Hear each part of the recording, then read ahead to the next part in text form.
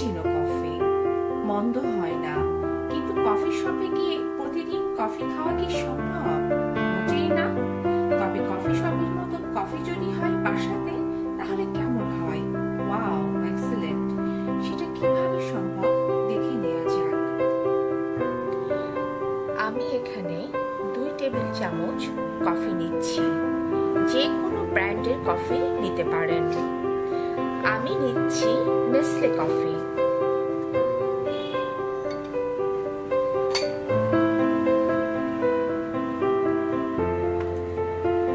নিয়ে নিচ্ছি 2 টেবিল চামচ চিনি। চিনিটা আপনার স্বাদ অনুযায়ী আপনি এটা কম বেশি করতে পারেন। আর নিয়ে নিচ্ছি 1 টেবিল চামচ নরমাল পানি। আমি এখানে একটি বিটার নিয়েছি এবং বিটারের একটি মাত্র হুক ইউজ করছি এবং এই হুক দিয়ে আমি এখন লো স্পিডে প্রথমে আমি বিট করব, তারপর আমি স্পিড বাড়িয়ে দিব।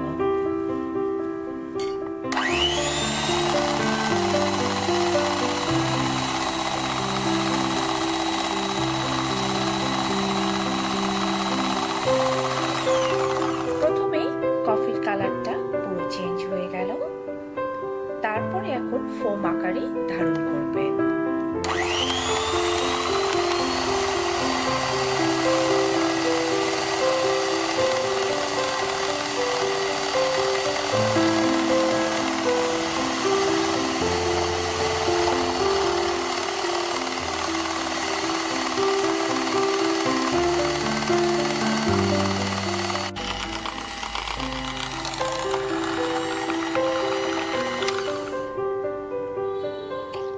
আমার ফোমটা হয়ে গেছে, আমি এখন বন্ধ করে দিলাম।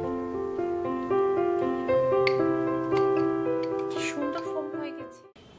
এই যে আমি একটু উল্টাচ্ছি, পড়ছেও না, তার মানে পারফেক্ট ফোম হয়ে গেছে। এবং এই ফোম দিয়ে 2 কাপ কফি বানানো যাবে। আবার আপনি যদি মনে করেন বেশি করে বানিয়ে রাখবো, তাহলে আপনি অনেক করে বানিয়ে এয়ারটাইট কন্টেইনারে ফ্রিজ আপ করতে পারেন সর্বোচ্চ 7 দিন। আমি যেটুকু ফোম করলাম সেই ফোমের অর্ধেক আমি দিয়ে দিচ্ছি একটি কাপে। আমি দুধ আগে থেকেই গরম করে রেখেছিলাম। আমি এখন দুধটা দিয়ে দিচ্ছি এবং কাপের এক সাইডে দিচ্ছি।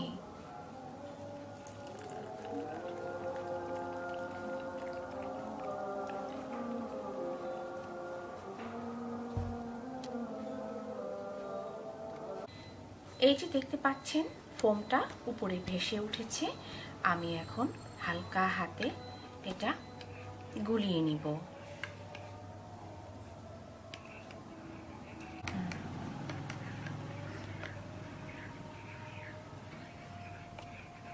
দেখতেই পাচ্ছেন কফি আমার কমপ্লিট। মাশাআল্লাহ, অনেক ভালো হয়েছে। আপনি অবশ্যই বাসায় ট্রাই করবেন। এখন শুধু কাপে চুমুক দেওয়ার পালা। অত টাকা দিয়ে কফি শপে গিয়ে কফি খাওয়ার কি দরকার? সেটা যদি হয় বাসাতেই, ফ্রেন্ডস অ্যান্ড ফ্যামিলির সাথে হয়ে যাক বাসাতেই আড্ডা।